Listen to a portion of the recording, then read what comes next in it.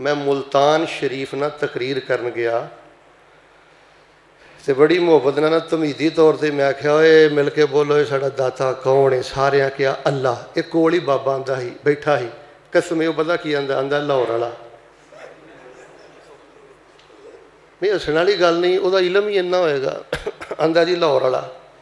मैं कहा बाबा जी ये गल दसो, झटकी जी गल दसो, जे मैनू समझ आ गई तो मैं भी तुहाडा अकीदा अपना लाँगा, नहीं तो मेरी गल ते गौर करियो। आंदा जी पूछो।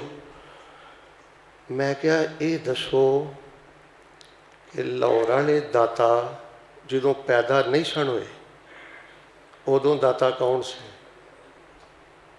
चुप। जो लाहौर वाले दाता पैदा नहीं सन होए या अजे माँ के पेट अंदर सन या दुध चुंगते सन उदों दाता कौन सी? मिल के बोलो, फिर बोलो।